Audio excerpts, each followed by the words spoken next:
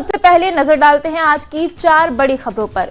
सबसे पहली खबर जो समझाने वाले हैं वो है बांकीपुर उपचुनाव, और इस उपचुनाव को लेकर के एनडीए की जो तैयारी है वो समझाएंगे। दूसरी खबर हेली टूरिज्म जो बिहार में शुरू हुआ है उसके मायने समझाएंगे कि कैसे बिहार को इस हेली टूरिज्म से नई उड़ान मिल रही है। इसके बाद अगली खबर होगी झारखंड से, जहां मलेरिया का हॉटस्पॉट बना हुआ है, और हम समझेंगे कि आखिर झारखंड में इतने ज्यादा मलेरिया के मरीज क्यों मिल रहे हैं। इसके बाद अगली खबर होगी विक्रम-1 लॉन्च के मायने क्या हैं, ये आपको समझाने वाले हैं। तो आइए अब विस्तार से खबर तो समझिए। बांकीपुर की लड़ाई अब तेज हो गई है। पटना में एनडीए के 5 घटक दल के नेताओं ने एक साथ मंच पर बैठकर विरोधियों को बड़ा संदेश दिया। तो वही बड़ी जीत का दावा भी किया गया। बीजेपी के लिए प्रतिष्ठा की सीट बनी बांकीपुर पर उपचुनाव में रिकॉर्ड मतों से जीत का दावा एनडीए की ओर से किया जा रहा है। ये रिपोर्ट देखिए, फिर खबर तो समझिए।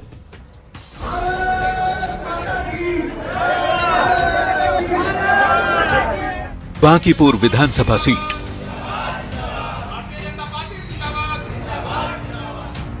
सेंट्रल पटना का वो इलाका जो है वीआईपी क्षेत्र। इस एकमात्र सीट पर हो रहे उपचुनाव को लेकर एनडीए ने पूरी ताकत झोंक दी है। नवीन जिंदाबाद, नरेंद्र मोदी जिंदाबाद। सत्ताधारी गठबंधन एनडीए के नेता इस सीट पर बड़ी जीत का दावा कर रहे हैं। शनिवार को पटना में आयोजित साहित्य सम्मेलन में जो तस्वीर सामने आई उसने विरोधियों को ये संदेश दिया कि एनडीए पूरी तरह मजबूत है, एकजुट है और एक साथ सभी नेता मिलकर चुनाव प्रचार करते भी नजर आ रहे हैं। एनडीए के 5 दलों के प्रदेश अध्यक्षों ने एक साथ बांकीपुर से एनडीए प्रत्याशी के समर्थन में प्रचार भी करते दिखे। एक बड़े सम्मेलन के बाद 5 दलों के प्रदेश अध्यक्ष ने एक तरफा जीत का दावा किया है। एक तरफ बांकीपुर विधानसभा उपचुनाव की जोर आजमाइश तेज हो चुकी है, तो बीजेपी उम्मीदवार नीरज कुमार सिन्हा के समर्थन में पूर्व प्रत्याशी रहे अभिषेक कुमार सिन्हा उर्फ बंटी बांकीपुर इलाके में चुनाव प्रचार करते नजर आए। बता दें कि बीजेपी के राष्ट्रीय अध्यक्ष नितिन नवीन के राज्यसभा सांसद बनने के बाद से बांकीपुर सीट खाली पड़ी है। एनडीए के लिए प्रतिष्ठा की लड़ाई बनी इस सीट पर मतदाता 30 जुलाई को अपना फैसला ईवीएम में कैद करेंगे। जीत के दावों के बीच 3 अगस्त को आने वाले नतीजे तय करेंगे कि जनता का आशीर्वाद किसके साथ है। पटना से संवाददाता शैलेंद्र कुमार के साथ आनंद अमृतराज की रिपोर्ट, न्यूज़ 18।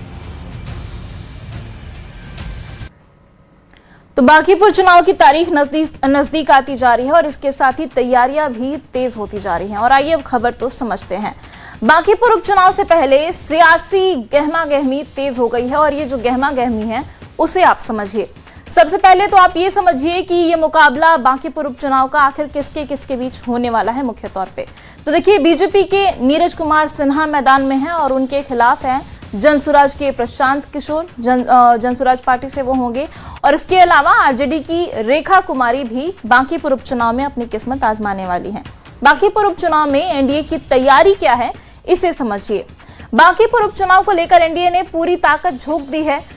एनडीए के 5 दल के प्रदेश अध्यक्ष एक साथ एक मंच पर आए और एकजुटता का संदेश देने की कोशिश की। 5 पार्टी के नेता और कार्यकर्ता इस एक सीट के लिए प्रचार करने में जुटे हुए हैं। बांकीपुर के पूर्व विधायक और बीजेपी के राष्ट्रीय अध्यक्ष भी पटना आ चुके हैं। नितिन नवीन चुनावी सभा को भी संबोधित कर सकते हैं, यानी कि हर तरीके से इस सीट पर जीत की कोशिश की जा रही है। अब ये समझिए कि जो दूसरे सबसे बड़े प्रतिद्वंदी हैं प्रशांत किशोर यानी कि पीके, उनके लिए बांकीपुर कितनी बड़ी चुनौती है। प्रशांत किशोर पहली बार खुद चुनाव लड़ रहे हैं। बांकीपुर सीट की अगर बात करें तो ये बीजेपी का मजबूत गढ़ रही है। पीके ने बीजेपी को सबसे मजबूत किले में जाकर के चुनौती दी है। चुनाव से पहले पीके की टीम लगातार कमजोर होती हुई दिखाई दे रही है। जनसुराज पार्टी के नेता लगातार दूसरी पार्टियों में जा रहे हैं। जनसुराज पार्टी को लगातार झटका लग रहा है। चुनाव से पहले कई नेता जनसुराज को छोड़कर बीजेपी में शामिल हो चुके हैं, और चुनाव से ठीक पहले पार्टी में इस तरीके से टूट होना कहीं ना कहीं जनता के बीच एक गलत मैसेज दे सकता है। अब आप खबर तो समझिए। 30 जुलाई को बांकीपुर में उपचुनाव होने वाला है और इसको लेकर के तैयारी तेज हो गई है। 3 अगस्त को इस उपचुनाव के नतीजे आएंगे और अब सबकी नजर इसी पर है कि बांकीपुर में अब की बार कौन बाजी मारने वाला है। और अब बात करेंगे अगली खबर की। बिहार में पर्यटन सेवा ने एक नई उड़ान भरी है। अब आप हेलीकॉप्टर पर बैठकर बिहार भ्रमण कर सकेंगे। जी हां, बिहार सरकार ने पटना से प्रमुख पर्यटन स्थलों तक हवाई सेवा शुरू कर दी है, जिसका लाभ हर कोई उठा सकता है।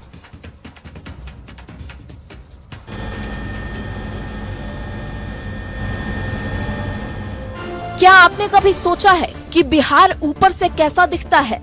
राजगीर की पहाड़ियाँ, पटना की गंगा नदी, कैमूर के झरने, ये सब ऊपर से देखने में कैसे लगते होंगे? अगर आपके मन में भी यही जिज्ञासा है तो आप बिहार सरकार की हेली टूरिज्म का फायदा उठा सकते हैं। अब हेलीकॉप्टर से आप बिहार की विरासत और पर्यटन को देख सकेंगे। ये सेवा पटना से 4 मुख्य पर्यटन स्थलों के लिए शुरू की गई है।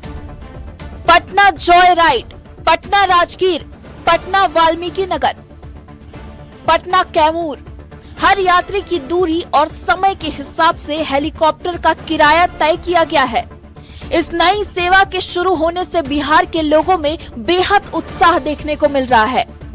ये एक्सपीरियंस तो बहुत ही अच्छा है और पटना ऊपर से बहुत खूबसूरत है, तो मैं सारे नागरिकों को बोलूँगी कि आप आइए, पटना के जॉय राइड को बुक कीजिए और खुद एक्सपीरियंस कीजिए। कैसा रहा पहला राइड आपका? बहुत ही शानदार, बहुत ही अच्छा अनुभव था मेरे लिए और मैं काफ़ी एक्साइटेड थी और मुझे हेली जॉय राइड करके बहुत ही ज़्यादा मज़ा आया। पर्यटन के क्षेत्र में ये नई उड़ान बिहार में विकास की नई ऊंचाइयों की गवाही दे रही है। ये सिर्फ हेलीकॉप्टर की उड़ान नहीं है, बल्कि बढ़ते बिहार और बदलते बिहार की तस्वीर है। न्यूज़ 18 के लिए पटना से संवाददाता शैलेंद्र कुमार की रिपोर्ट। तो देखिए, बिहार में हेली टूरिज्म की सेवा शुरू हो गई है और अगर आपको भी ऊपर से बिहार देखना है तो आप इस सेवा का लाभ उठा सकते हैं। और आइए अब खबर तो समझते हैं। मुख्यमंत्री बिहार हेली टूरिज्म एवं एयर टूरिज्म सेवा योजना का शुभारंभ कर चुके हैं। बिहार के प्रमुख पर्यटन स्थलों के लिए ये हवाई सेवा शुरू की गई है और कब और कहां से ये हेलीकॉप्टर उड़ान भरेगा ये भी जान लीजिए। तो बता दें कि जगह होगा जयप्रकाश नारायण अंतर्राष्ट्रीय हवाई अड्डा पटना का, जहां से ये सेवा शुरू की गई है और हर शनिवार और रविवार को आप इस सेवा का लाभ उठा सकते हैं। किन किन जगहों पर ये सेवा उपलब्ध होगी ये भी जान लीजिए। तो देखिए, पटना में जॉय राइड होगा, जो पटना के पूरे जो पर्यटन स्थल हैं वहां पर आपको हेलीकॉप्टर से भ्रमण कराया जाएगा। इसके अलावा पटना से राजगीर तक भी इस हेलीकॉप्टर सेवा का शुरुआत किया गया है। पटना वाल्मीकि नगर के बीच भी ये सेवा शुरू हो गई है और इसके अलावा पटना से कैमूर के लिए भी हेलीकॉप्टर सेवा शुरू की गई है। किस राइड के लिए कितना किराया लगेगा ये भी जान लीजिए। पटना जॉय राइड यानी कि पटना में घूमने के लिए जो हेलीकॉप्टर पर आपको किराया देना पड़ेगा वो है 2100 रुपए। इसके अलावा अगर आप पटना से राजगीर जाना चाहते हैं हेलीकॉप्टर से तो उसके लिए आपको 4000 रुपए देने पड़ेंगे।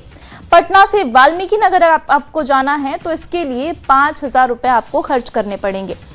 पटना से कैमूर के लिए 6000 रुपए किराया तय किया गया है।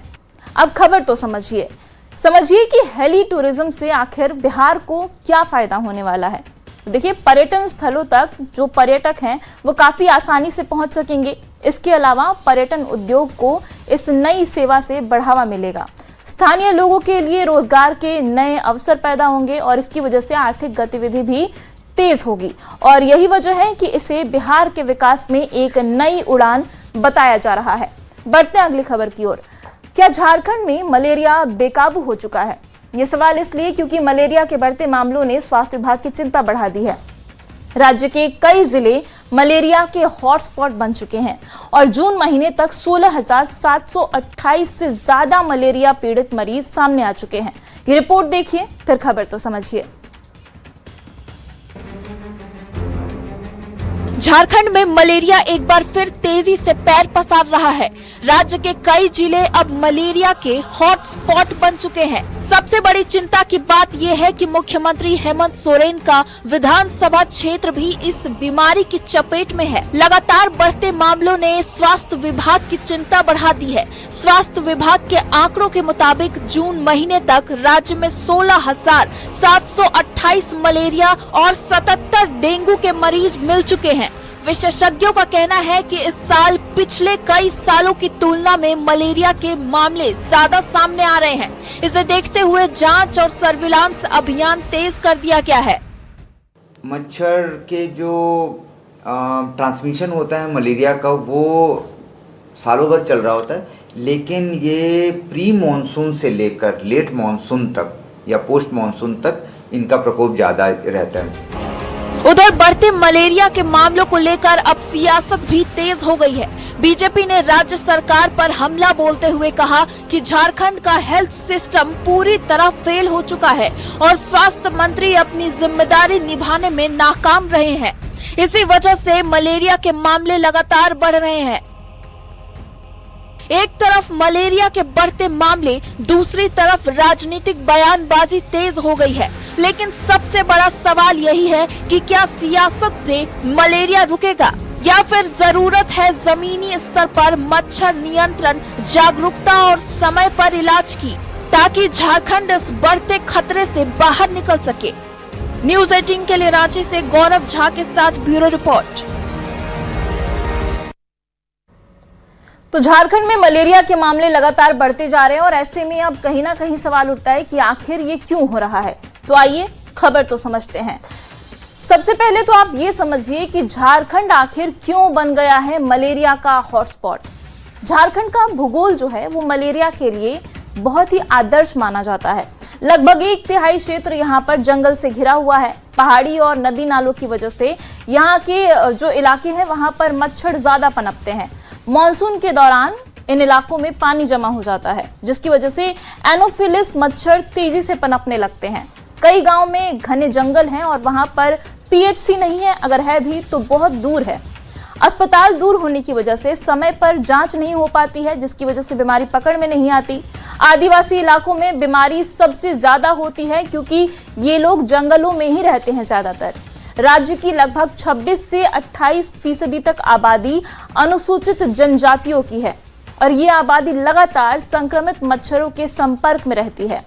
अधिकांश गंभीर मामले जो हैं वो पी फैल्सीपैरम से जुड़े हुए होते हैं और ये परजीवी जो है वो ब्रेन मलेरिया का सबसे बड़ा कारण होता है, जो कि आंकड़े लगातार झारखंड में भी देखने को मिल रहे हैं। इसकी वजह से किडनी और कई अंगों को भी इसका प्रभाव झेलना पड़ता है। इलाज में अगर देरी होती है तो कई बार इसकी वजह से जान जाने का खतरा भी बन जाता है। अब ये समझिए कि आखिर मलेरिया के इतने सारे मामले अचानक से क्यों बढ़ रहे हैं, क्योंकि मॉनसून आ चुका है और मॉनसून आते ही ये मामले क्यों बढ़ रहे हैं, अब ये समझिए। तो जब मॉनसून आता है तो छोटे छोटे गड्ढों में जल भराव हो जाता है और वहां पर मच्छरों का प्रजनन तेजी से होता है। ग्रामीण और जंगल वाले इलाकों में इसका नियंत्रण करना मुश्किल हो जाता है और इसकी वजह से संक्रमण काफी तेजी से फैलने लगता है। अब सवाल यह है कि क्या इसका कोई समाधान ही नहीं है? तो बिल्कुल है। समाधान क्या है ये भी आपको समझाते हैं। तो सबसे पहले तो हर गांव तक रैपिड डायग्नोस्टिक टेस्ट कराना पड़ेगा ताकि बीमारी पकड़ में आए। एसीटी दवाओं की उपलब्धता वहां पर होनी चाहिए। अगर बीमारी पकड़ में आती है तो उसका इलाज होना चाहिए। कीटनाशक लगी मच्छरदानियों का व्यापक वितरण होना चाहिए, क्योंकि कई बार ग्रामीण खुद से अपने लिए काम नहीं कर सकते हैं। मच्छरों की प्रजातियों और उनके व्यवहार की नियमित निगरानी होनी चाहिए, क्योंकि कई बार जो कीटनाशक होते हैं उसके आदी हो जाते हैं मच्छर और वो कीटनाशक उन पे काम नहीं करता। जंगल और पहाड़ी इलाकों में मोबाइल स्वास्थ्य इकाइयों की तैनाती की जानी चाहिए ताकि स्वास्थ्य सेवा आसानी से और जल्दी पहुंच सके। आशा कार्यकर्ताओं का बेहतर प्रशिक्षण भी इस रोकथाम के लिए बेहद जरूरी है। इसके अलावा जल्द से जल्द जांच और उपचार सुनिश्चित करना ही इस गंभीर बीमारी से निपटने का तरीका हो सकता है। बढ़ते हैं अब अगली खबर की ओर। भारत की निजी स्पेस कंपनी स्काईरूट एरोस्पेस ने एक बड़ी उपलब्धि हासिल की है। कंपनी का विक्रम-1 रॉकेट श्रीहरिकोटा के सतीश धवन स्पेस सेंटर से सफलतापूर्वक लॉन्च हो गया। ये भारत का निजी क्षेत्र की पहली ऑर्बिटल रॉकेट लॉन्चिंग में से एक है, जिसने पूरे देश को गर्व का मौका दिया है। पहले रिपोर्ट देखिए, फिर खबर तो समझिए। 3, 2, 1, 0 And we have liftoff. Space sector में भारत की बड़ी छलांग, विक्रम-1 की ऐतिहासिक उड़ान। दोपहर 12:05 पर श्रीहरिकोटा के सतीश धवन स्पेस सेंटर से जैसे ही विक्रम-1 ने आसमान की ओर उड़ान भरी, भारत ने अंतरिक्ष क्षेत्र में एक बड़ी और ऐतिहासिक उपलब्धि अपने नाम कर ली। हैदराबाद की space tech company Skyroot aerospace ने अब ऑर्बिटल रॉकेट को बनाया है, जिसने अपने पहले मिशन आगमन के तहत सफल लॉन्चिंग पूरी की। विक्रम-1 टेस्ट फ्लाइट 1 ऑर्बिट में पहुंच गया है। अपने पेलोड को लगभग 450 किलोमीटर की कक्षा में पहुंचा दिया है। स्काईरूट एरोस्पेस के मुताबिक इस पोलैंड में वो खास पोस्ट कार्ड भी शामिल है जो पीएम मोदी ने मिशन की सफलता की कामना के साथ भेजा है। पोस्ट कार्ड पर हाथ से लिखा है वंदे मातरम। वहीं रॉकेट की लॉन्चिंग के बाद पीएम मोदी ने स्काईरूट एरोस्पेस की टीम को विक्रम-1 की सफल लॉन्चिंग पर बधाई दी। बहुत बधाई।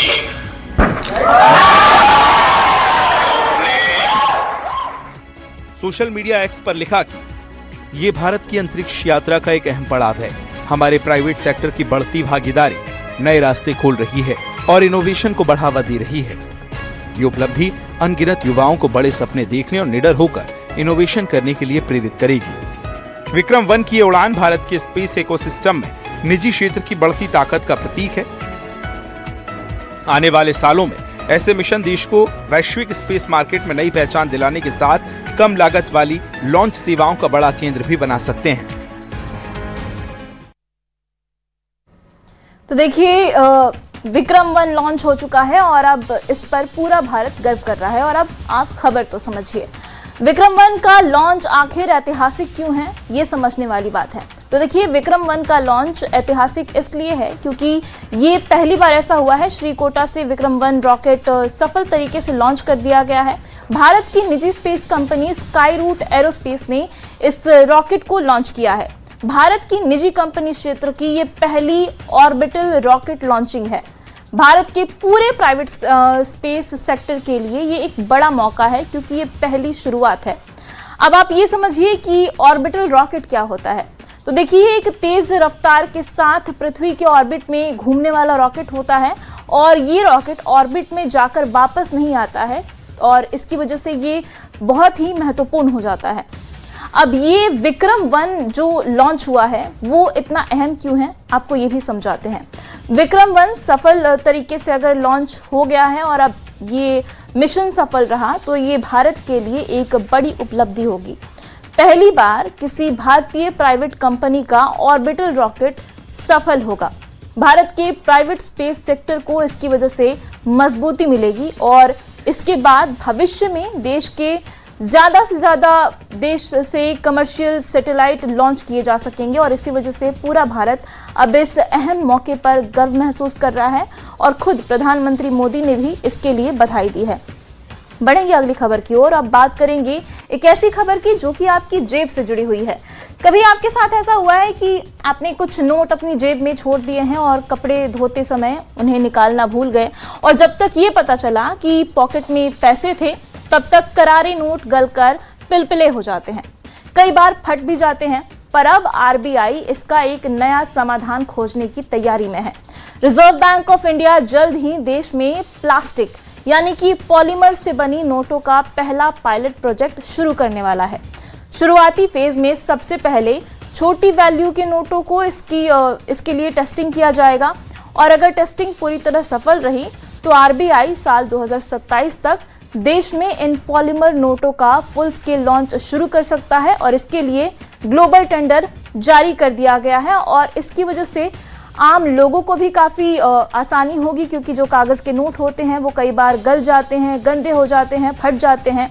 लेकिन अब जो ये प्लास्टिक के जो नोट होंगे वो काफ़ी मजबूत होंगे, टिकाऊ होंगे, बारिश में गलेंगे नहीं, फटेंगे नहीं और इसकी वजह से आम जनता को भी आसानी होगी और कई सारे इसके फायदे भी होने वाले हैं।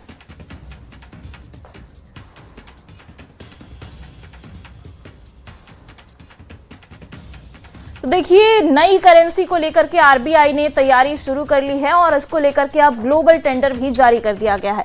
और आइए अब खबर तो समझते हैं। आरबीआई यानी कि रिजर्व बैंक ऑफ इंडिया जल्द ही पॉलीमर बैंक नोट लाने की तैयारी कर रहा है। जल्द ही प्लास्टिक नोट भारत में लॉन्च किए जा सकते हैं। आरबीआई एक पायलट प्रोजेक्ट शुरू करने जा रहा है और इस पायलट प्रोजेक्ट के तहत 10 रुपए और 20 रुपए के नोटों को पहले ट्रायल रन पे रखा जाएगा और 2027 में फुल स्केल लॉन्च की उम्मीद है। अगर 10 और 20 रुपए के नोट अच्छी तरीके से मार्केट में सेटल हो गए तो उसके बाद 2027 तक फुल स्केल लॉन्च किया जा सकता है। आरबीआई की नोट प्रिंटिंग यूनिट ने इसके लिए ग्लोबल टेंडर भी जारी कर दिया है। प्रस्ताव करने के लिए अगर तारीख की बात की जाए तो 18 अगस्त तक ये प्रस्ताव मांगे गए हैं। जो ग्लोबल टेंडर आरबीआई की तरफ से जारी किया गया है, जो कंपनियां टेंडर देने वाली होंगी वो 18 अगस्त तक अपना टेंडर प्रस्ताव भेज सकती हैं। अब आप ये समझिए कि ये पॉलीमर बैंक नोट जो है वो आखिर होता क्या है। तो पॉलीमर बैंक नोट आपको बता दें कि कागज की बजाय एक खास किस्म के प्लास्टिक से बनाया जाता है। पॉलीमर सबस्ट्रेट पर छापे जाते हैं ये जो नोट होते हैं बैंक के, और छूने में अगर आप बात करें तो ये सामान्य नोट जैसे ही होते हैं। हल्के से पानी, गंदगी और धूल में ये नोट सुरक्षित रहते हैं। जब हम पेपर नोट्स की बात करते हैं तो पानी में गल जाते हैं, धूल मिट्टी उन पे जल्दी लगती है और फट जाते हैं, लेकिन ऐसा ये जो पॉलीमर नोट्स होंगे उन पे नहीं होगा। कागजी नोटों की तुलना में ये बहुत ज़्यादा टिकाऊ होते हैं। लंबे समय तक बिना फटे और साफ सुथरे ये नोट बने रहते हैं और इसमें एडवांस सेफ्टी फीचर्स को भी आसानी से जोड़ा जा सकता है। ये भी इसकी एक खास बात होगी। इसके अलावा एक बड़ी बात यह भी है कि फर्जी पॉलीमर बैंक नोट बनाना बहुत मुश्किल है। आपने देखा होगा भारत में लगातार खबरें आती हैं कि फर्जी नोट कहीं से बरामद हुए हैं, कहीं पकड़े गए हैं और जो नोट होते हैं कागज के उसकी काफ़ी सारी मशीनें बन गई हैं जिसकी वजह से फर्जी नोट सर्कुलेशन में है। लेकिन अगर ये नोट आता है तो इसका फर्जी बैंक नोट बनाना बहुत मुश्किल हो जाएगा। पॉलीमर बैंक नोट छापने की कीमत भी शुरुआत में ज़्यादा होती है। इसकी वजह से इसको लेकर के आरबीआई ने अभी से ही तैयारी शुरू कर दी है। अब सवाल आपके मन में ये होगा कि अगर नए नोट आएंगे तो पुराने बैंक नोट का क्या होगा। तो घबराने की कोई ज़रूरत नहीं है। नई करेंसी पुराने पेपर नोटों की जगह नहीं लेने वाली है। पॉलीमर और पेपर नोट दोनों ही एक साथ मार्केट में चलते रहेंगे और आरबीआई का ये कहना है कि जब तक जो नए करेंसी हैं वो पूरी तरीके एस्टैब्लिश नहीं हो जाते हैं बाजार में, तब तक पुराने नोट भी उनके साथ बाजार में सर्कुलेट होते रहेंगे। पॉलीमर बैंक नोट कहां चलते हैं, अब ये भी सवाल होगा क्या भारत ये करने वाला पहला देश है? तो बिल्कुल नहीं। पहले से कई देशों में ये पॉलीमर नोट चल रहे हैं। अगर बड़े देशों की बात करें तो इसमें ऑस्ट्रेलिया, कनाडा, यूनाइटेड किंगडम और न्यूजीलैंड जैसे देश भी शामिल हैं। और इसी के साथ खबर तो समझिए में अभी के लिए इतना ही, लेकिन न्यूज़ 18 बिहार झारखंड पर खबरें लगातार जारी हैं।